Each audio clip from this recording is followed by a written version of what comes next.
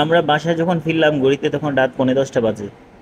আমি আর লাবণ্য ছাড়াও আমাদের 4 বন্ধু এসেছে আমার সাথে। বাড়ির কেউ এখনো জানে না। মা এসে খুব ভালোভাবে কথা বললেন সবার সাথে। বাইরে থেকে খাবার আনলেন সবার জন্য। কাচ্চি আর বোহানি খেয়ে সবাই বিদায় নেওয়ার পর আমার বুকের দরফরানি পাশাপাশি পা কাঁপাকাঁপি শুরু হয়ে গেল। আমার অবস্থা দেখে লাবণ্য আমার হাত চেপে ধরে বলল, এই তুমি এত কাঁপছো কেন? পড়ে যাবো তো।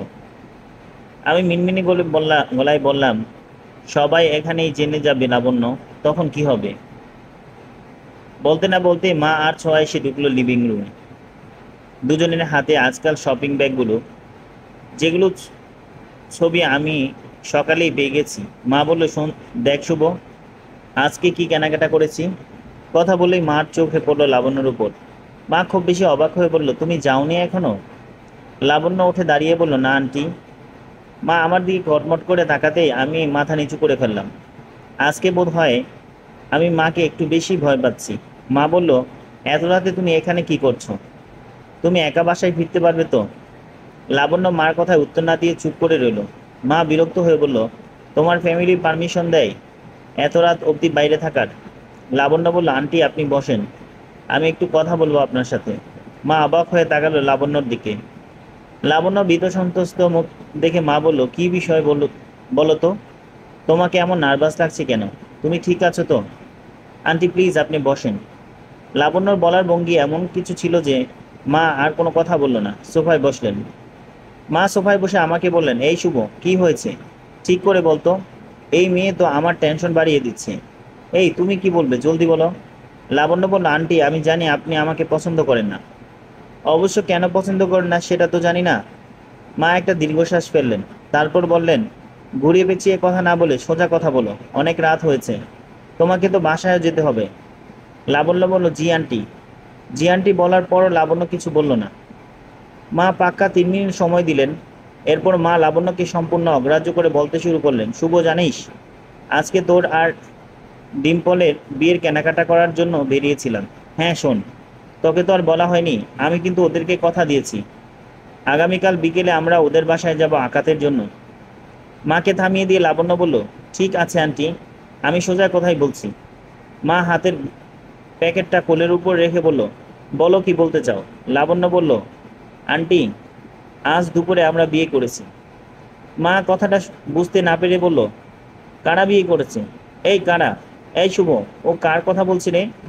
লাবণ্য কটমট চোখে আমার দিকে তাকাতেই আমি উঠে দাঁড়ালাম। মা বোধহয় এতক্ষণেও দুয়ে দুয়ে চার মেলাতে পারলেন না। আমার দিকে এমনভাবে ভাবলেশীনভাবে তাকালেন যে আমি বুঝতেই পারলাম না মার মনের ভেতরে কি কাজ করছে। কিছুক্ষণের জন্য আমার ভাবনার জগতে থেমে গেলাম। খানিকটা সময় কেটে যাওয়ার পর মা আমাকে জিজ্ঞেস করলো, শুভ, তোরা কি বিয়ে করেছিস? গলা দিয়ে শব্দ বেরোচ্ছে না। খুব জোর দিয়ে বললাম, মা, আমরা আজ দুপুরে বিয়ে করেছি। নিজের গলার আওয়াজ নিজেই চমকে গেলাম। আর মা থমকে গেলেন আমার কথা শুনে। ভালো মন্দ কিছু না বলে মা উঠে নিজের রুমে চলে গেলেন। সজোরে রুমের দরজা বন্ধ হওয়ার আওয়াজ শুনে আমরা, শুধু আমাদের না, প্রতিবেশীরও বোধ হয় পিলে চমকে গেল এত রাতে। ও চলে গেল ওর রুমে, আর শপিং ব্যাগগুলো অলস ভঙ্গিতে ওখানেই পড়ে রইল। এই প্রথম আমার মনে হলো আমি একটা ভুল করে ফেলেছি। বাবা মার অমতে এভাবে বিয়ে করা একদমই উচিত হয়নি, কিন্তু পরিস্থিতি এমন ছিল যে আমার অন্য কিছু করারও ছিল না। মা চলে যাওয়ার 10 মিনিট পর বাবা রুমে দরজা খুলে আমাকে ডাকলেন। আমি লাবণ্যর দিকে তাকাতেই সে বলল, বসে আছো কেন? আঙ্কেল কি বলছেন শুনে আসো। আমি ডাইনিং টেবিলের সামনে দাঁড়ালাম। বাবা তার রুম থেকে বেরিয়ে আমার সামনে এসে দাঁড়িয়েছেন, কিন্তু কোনো কথা বলছেন না। আমার গাল দুটো হঠাৎ শিরশির করে উঠল। মনে হচ্ছে বাবা এখনই আমার মুখে চর বসিয়ে দেবেন। বাবা তেমন কিছুই করলেন না, শুধু আমার কাঁধে হাত রেখে বললেন, আমার ছেলে যে এত বড় হয়ে গেছে আমি বুঝতেই পারিনি। বাবার বলার ভঙ্গিতে আমি এতটাই হতাশায় জড়ে পড়ল যে আমার নিজেরই এখন আমার নিজেরই এখন দুগালে চড় মারতে ইচ্ছে করছে। মনে হচ্ছে মাথার চুলগুলো টেনে ছিঁড়ে ফেলি। বাবার হাত ধরে বললাম, ভুল হয়ে গেছে বাবা। বাবা আমার হাতটা ছাড়িয়ে দিয়ে রুমের দিকে চলে গেলেন। আর আমিও ক্লান্ত ভঙ্গিতে লাবণ্যর কাছে ফিরে এলাম। লাবণ্য জিজ্ঞেস করলো, আঙ্কেল কি বলেছেন? বকা দিয়েছেন? আমি শুধু হাসলাম, তোর কথার উত্তর দিলাম না। লাবণ্য বলল, আমার জন্য তোমাকে অনেক ঝামেলায় পড়তে হলো। সরি শুভ। সরি বলছে কেন? যা কিছু হয়েছে দুজনের ইচ্ছাতেই তো হয়েছে। এরপর দুজনের কেউই অনেকক্ষণ কথা বললাম না। হঠাৎ নাইট গার্ডের বাঁশির আওয়াজ কানে আসলো। ঘড়ির দিকে তাকাতেই দেখি রাত 1টা বাজে। লাবণ্যর দিকে তাকাতেই দেখলাম বেচারি বসে বসে জিমাচ্ছে। ওকে ডেকে বললাম, এখন কি করব? লাবণ্য হাই তুলতে বলল, তোমার রুমে চলো। রুমে যাব? মানে কি? আমরা কি এখানে সারা রাত বসে থাকবো নাকি? মশার যন্ত্রণা তো বসাও যাচ্ছে না। তুমি তো সবই আমার ঘাড়ে চাপিয়ে দিয়েছো। আন্টিকে তো বলেই দিলাম আসল ঘটনা। এখন রুমে যেতে সমস্যা কোথায়? তোমার রুম কোনটা? সাহস করে কথাটা বললাম। লাবণ্য, আমি বলছিলাম কি আজকে না হয় তোমাকে তোমাদের বাসায় দিয়ে আসি। লাবণ্য সোফা ছেড়ে উঠে দাঁড়িয়ে আর মোড় ভেঙে বলল, তোমার মাথা ঠিক আছে তো? তুমি রুমে না গেলেও সমস্যা নেই, এখানেই বসে থাকো, কিন্তু আমার খুব টায়ার্ড লাগছে। সারাদিন রাস্তায় রাস্তায় কেটেছে। আমি এখন ঘুমাবো, প্লিজ আমাকে রুমটা দেখিয়ে দাও। এরপর আর বলার মতো কোনো কথাই থাকে না। বিয়ে যেহেতু করেই ফেলেছি, লাবণ্যকে রুমে নিতে যেতে হবে বাধ্যই। কোনো বাধা নেই। তাছাড়া বাধা নিষেধ কোনো কাজ হবে না। যে মেয়ে এমন আচমকা সিদ্ধান্ত নিয়ে বিয়ে করতে পারে, সে অনেক কিছুই করতে পারে। অজ্ঞাত লাবণ্যকে নিয়ে আমার রুমে চলে এলাম। রুমে ঢুকতে না ঢুকতে লাবণ্য হাউমাউ করে কান্না জুড়ে দিল। আমি ভীষণ ঘাবড়ে গেলাম। হঠাৎ আবার কি হলো, কি করব? কিছুই বুঝতে পারছি না। জিজ্ঞেস করলাম, কি হলো, এভাবে কাঁদছো কেন লাবণ্য? আমার কথার উত্তর না দিয়ে লাবণ্য আমাকে জড়িয়ে ধরে বলল, সবই তো আমার ইচ্ছা মতোই হলো, তাহলে এভাবে কাঁদছো কেন? আমার কোনো ভুল হয়েছে? লাবণ্য কিছু বলতে গেলে কিন্তু কান্না ধমকে সে আর কোনো কথাই বলতে পারলো না। আমি লাবণ্যর কান্না থামানোর অপেক্ষায় বসে রইলাম, ওর হাত দুটো ধরে। পাক্কা 10 মিনিট পর কান্না থামালো। সে বলল, যা বললো তাতে আমার আক্কেল গুডম্ব। বলে কিনা বাবার জন্য খুব কষ্ট হচ্ছে, বাবার কাছে যাবে। এবার মনে হলো আমি চিৎকার করে কাঁদতে শুরু করি। আমি বললাম, বাবার কাছে এখন কি করে যাবে বলো তো? বাড়ি ছেড়ে চলে এসেছো, এখন যদি আমাকে নিয়ে গিয়ে হাজির হও, তাহলে অবস্থাটা কি হবে কল্পনা করেছো? কিচ্ছু হবে না। আমার বাবা অনেক ভালো মানুষ, আমাকে অনেক আদর করে, তোমাকে মেনে নেবে দেখো। আমি বললাম, কিচ্ছু তো তোমার হবে না সোনা। মেয়ের কান্না দেখে বাবা ঠিকই গলে যাবেন। মাঝখান দিয়ে আমি ফেঁসে যাব। দেখা যাবে আমাকে পুলিশ এসে হাজির হয়ে গেছে আমার আগে। আমার বাবা এমন না, কোনোক্ষণেই না। তাহলে পালালে কেন? আমি তো আগেই বলেছিলাম চলো তোমার বাবার কাছে গিয়ে বুঝিয়ে বলি। তখন তো বললে বাবা মেরেই ফেলবে তোমাকে। তাহলে এখন এত কান্না করছো কেন? আমার কথা শেষ হতে না হতেই লাবণ্য আবারও কান্না শুরু করে দিল। অনেকবার সরি বলে এবং কাল সকালেই বাবার কাছে নিয়ে যাব বলে প্রমিস করার পর সে শান্ত হয়ে শুয়ে পড়ল। আর আমি তার মাথার কাছে বসে চুল বিলি কেটে কেটে দিলাম। এক সময় ঘুমিয়ে পড়লো লাবণ্য, কিন্তু আমার ঘুম এলো না। জীবনে এত বড় একটা সিদ্ধান্ত এভাবে নিলাম, কাজটা কি ঠিক করলাম? এরপর কি হতে পারে? মার ডাক কিভাবে ভাঙবো? এইসব ভাবতে ভাবতে বোর হয়ে এলো। সারাদিনের ক্লান্তি, টেনশন, সারা রাত জেগে বসে থাকা, এই সব কিছু মিলে ভীষণ ক্লান্ত ভর করছে আমার দু চোখে। বসে থাকা অবস্থাতেই লাবণ্যর বালিশে মাথা রেখে আমিও ঘুমিয়ে পড়লাম এক সময়। মোবাইলটা কাল রাতে বেজেছিল কে জানে। রাতে ভলিউম কমিয়ে শুয়েছিলাম, তাই এতবার রিং হয়েছে, কিন্তু আমি শুনতে পাইনি। আমার যখন ঘুম ভাঙলো তখন শেষবারের মতো ডেকে ডেকে থামলো মাত্র। মোবাইল হাতে নিয়ে দেখি নিলয় 19টা মিস কল দিয়েছে। নিলয় লাবণ্য ছোট ভাই, ও কেন আমাকে এতবার ফোন করবে? খাটে লাবণ্যকে দেখে আমিও চটকে উঠলাম। ও এখনো কি করছে? বুঝলাম না, কিছুই মনে আসছে না। একটু দ্বাতস্থ হতেই গতকালের ঘটনাগুলো সামনে ভেসে এলো। তারপরই মনে পড়লো মিক্স কলে কারণ। তাড়াতাড়ি লাবণ্যকে ডেকে তুলে বললাম নিলয় ফোন করার কথা। নিলয়কে ফোন করতেই লাবণ্য চিৎকার দিয়ে উঠল। ওর হাত থেকে ফোনটা ভয়ে ভয়ে কানে ধরলাম।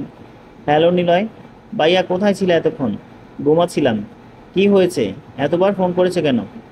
বাবা হাসপাতালে, আপুকে নিয়ে চলে আসো এক্ষুনি। ফোনটা রেখে 5 মিনিটে তৈরি হয়ে লাবণ্যকে নিয়ে রওনা দিলাম হাসপাতালে। আসার সময় বাড়ির কারোর সাথে আমাদের দেখা হলো না। শিউলিকে বললাম মা যদি জিজ্ঞেস করে তাহলে যেন বলে আমরা হাসপাতালে গিয়েছি। হাসপাতালে পৌঁছে রুমে মাত্র ঢুকেছি, দেখি শ্বশুর আব্বা বিছানায় আদাশো অবস্থায় আছেন। পাকানো গোফের সাথে রাশভারী চেহারা দেখে আমার বুকটা হিম হয়ে গেল। আশপাশের সবাই আমার দিকে এমন করে তাকাচ্ছে যেন আমি সব নষ্টের গোড়া। লাবণ্য ছুটে গিয়ে বাবাকে জড়িয়ে ধরে আবারও কান্না শুরু করে দিল।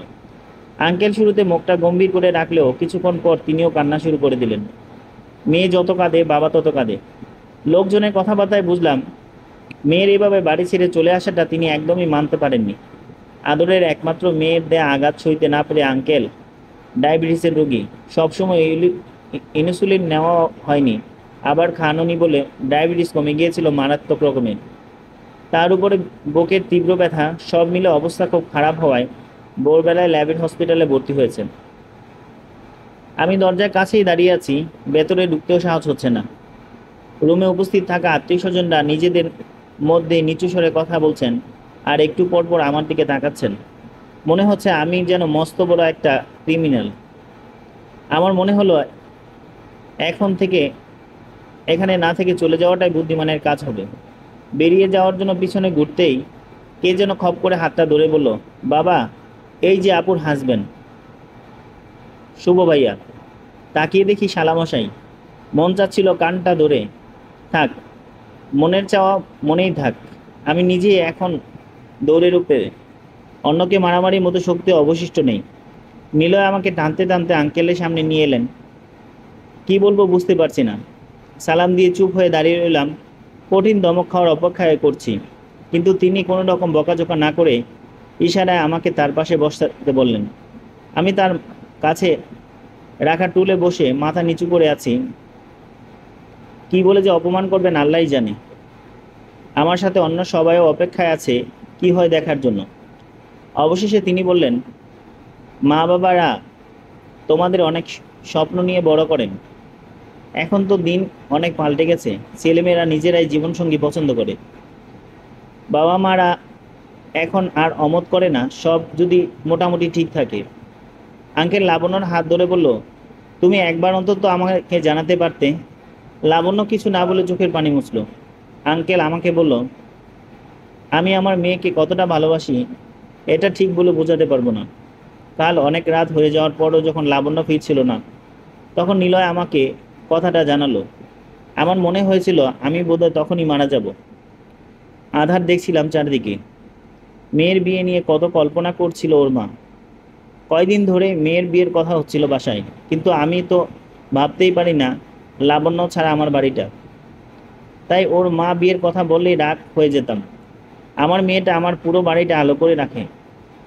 সেই আলো যদি হঠাৎ নিভে যায় কেমন যে লাগে তুমি বুঝবে না।